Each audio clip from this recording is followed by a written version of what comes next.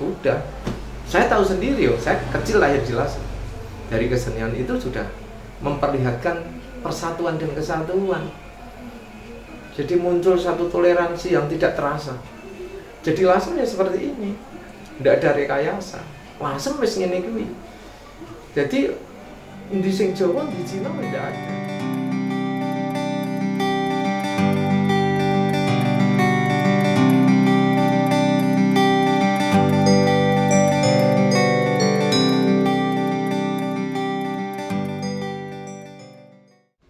Terkait dengan kebudayaan, Pak.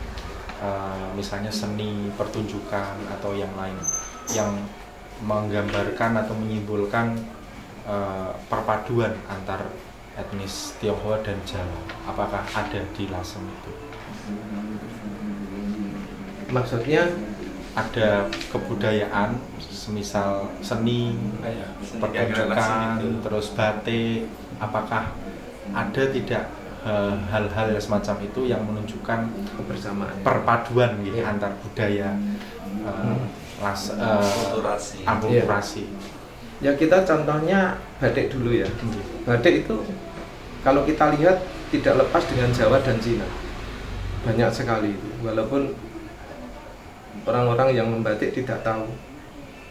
Tapi kalau orang-orang yang paham tentang sejarah, itu kan itu seni-seni Cina, itu seni Jawa. Tapi orang yang membatik sudah tidak merasa rencana karena sudah apa ya, seperti menyatu sejak dulu. Itu batik. Terus untuk kesenian Cina sekarang, kesenian Cina, saya sejak kecil melihat ada arak-arakan barongsai. Tidak ada orang-orang Cina yang dalam arti orang-orang Cina tak. Semua yang terlibat di situ Jawa Cina. Bahkan yang usung-usung yang namanya itu orang Jawa dulu. Tidak ada namanya apa ya? Oh saya tidak mau. Saya ini masalahnya Cina, tidak ada. Melebur gitu, Pak. Iya, sudah menyatu, sudah. Saya tahu sendiri, saya kecil lahir di Lasem. Dari kesenian itu sudah memperlihatkan persatuan dan kesatuan. Jadi muncul satu toleransi yang tidak terasa. Jadi Lasem ya seperti ini, tidak ada rekayasa.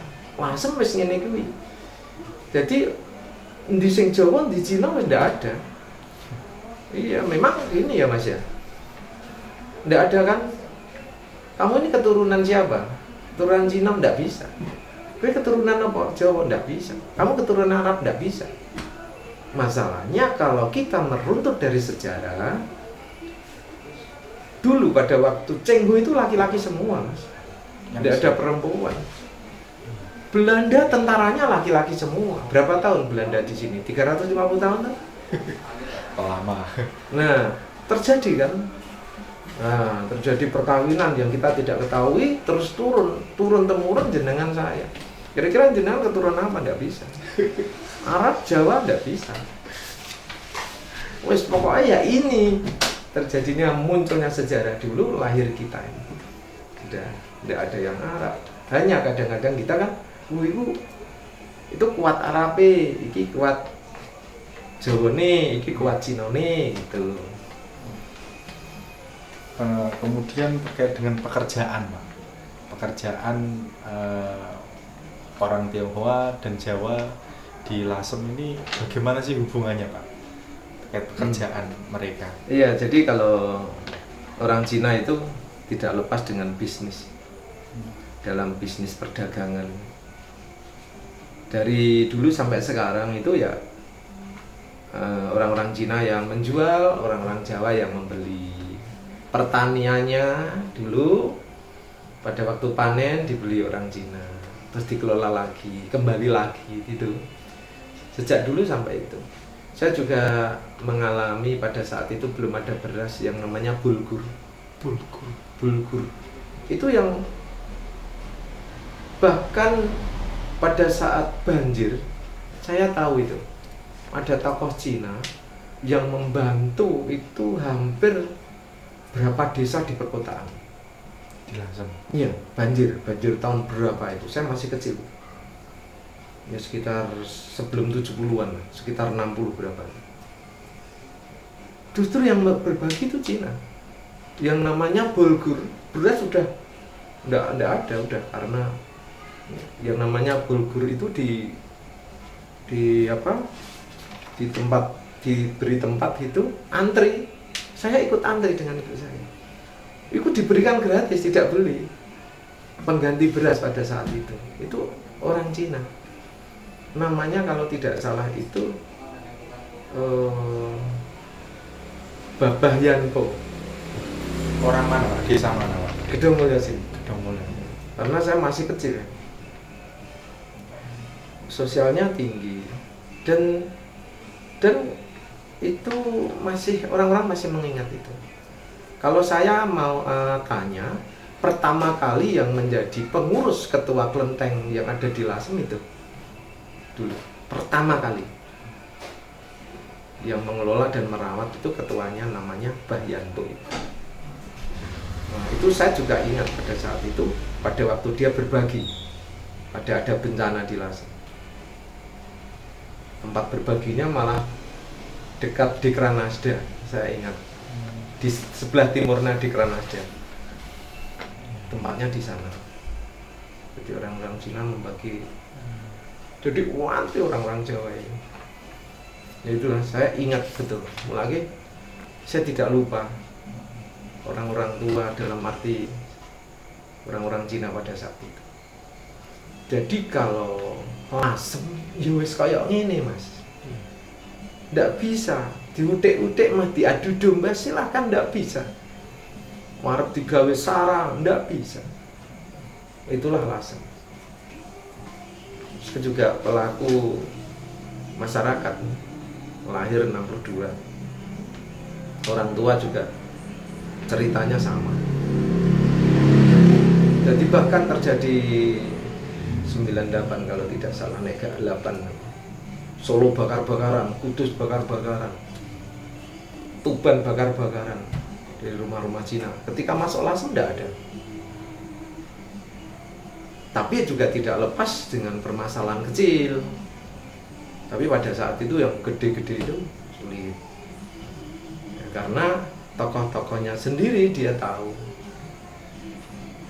Itu. Jadi permasalahan-permasalahan itu, saya lahir di Lasem agak paham tentang apa yang disebut persaudaraan, toleransi yang begitu kuat sampai saat ini.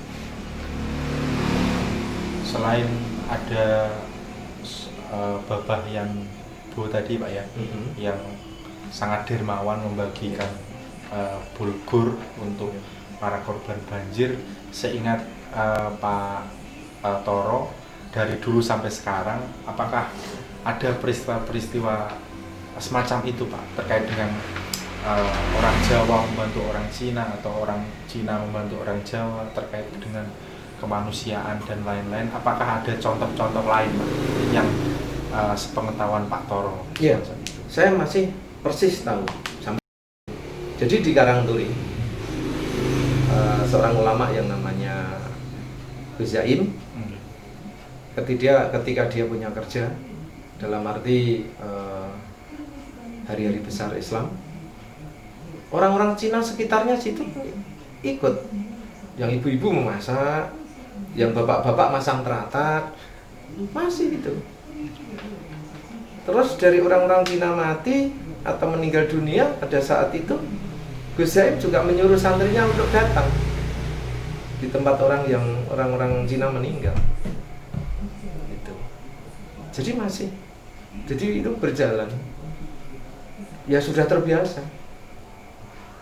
Saya tahu persis pada waktu 17-an sama upacara ya, di pondok pesantrennya Gus Zaim kan di situ menyatu orang-orang Cina, orang Tionghoa, orang Jawa. Itu. Iya, itu sangat apa ya, kontinu. Kemudian terkait dengan sekolah Pak, pendidikan, hubungan antara Cina dan Jawa di Lasem itu bagaimana Pak? Terkait dengan sekolah anak-anak, sepengetahuan dari Pak Toro selama ini.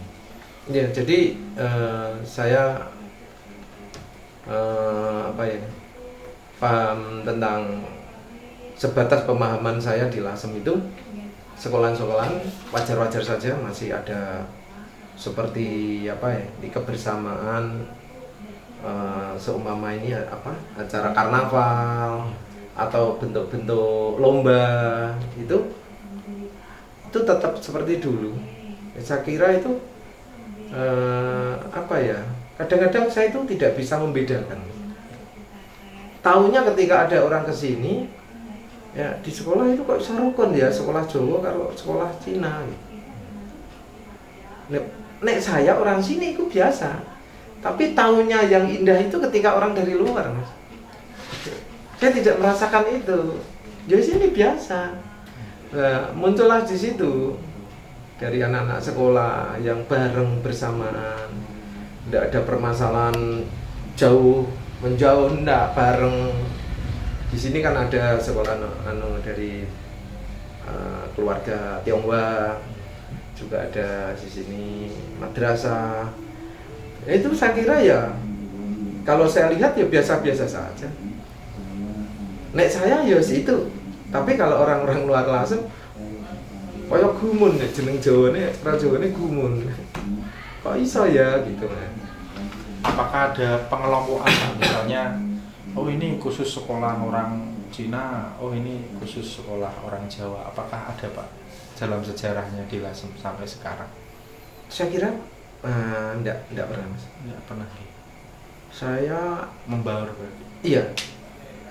TK, SD tahun sekitar 1969 lah. Itu SD Wijaya itu sudah campur. 69 sudah. Iya. Bahkan saya ingat di situ kalau nggak salah juga ada pelajaran Mandarin. Dan kakak-kakak kelas saya yang lulusan dari SD Wijaya, kan SD Wijaya yang ada di Jalan Raya itu aja. Bahkan sudah jadi orang yang sudah sukses banyak sekali. Di situ campur udah, ada Jawa, ada Cina, keluarga Tionghoa. Iya. Menurut Pak Toro, yang bisa membuat orang Lasem ini rukun, terutama antar etnis itu, selain sejarah itu apanya sih Pak? Yang membuat mereka rukun, kebiasaan mereka atau bagaimana?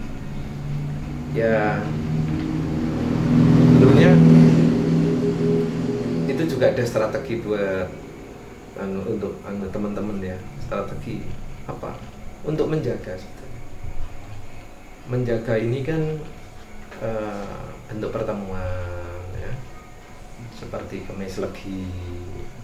Ayo kita kumpul yuk, dari orang-orang Tionghoa, bos-bosnya, dengan teman-teman ulama, dengan teman pemuda, kita kumpul makan bersama, muluk sambil terongan. Itulah itu yang kita buat sedamai mungkin. Jadi itu istilahnya menjaga, Mas. Menjaga supaya nanti kita bisa apa, kabar-kabar baru, berita-berita baru bisa tertampung di situ. Yang namanya kemis leginan. Atau sampai sekarang ada Pak? Ya sementara ini ada kesibukan. Ya, tetap tapi masih dilanjutkan. Jadi ada berarti setiap bulan kemis legi.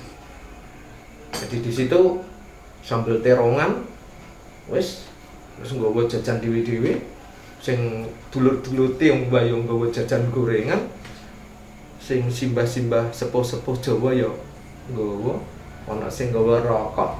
Wis itu kan. Nah, muncullah satu pembahasan Lasem besok kemana gitu. Sing pemuda biar tahu, sing cah nom-nom.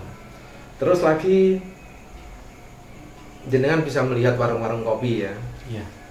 Warung-warung kopi itu kalau yang kelihatan bahwa di situ ada beberapa etnis kumpul itu di Karangturi yang namanya Mas Jinghe. Jinghe. Ya. Dia seorang Tionghoa, tetapi bahasa Jawanya juga lembut.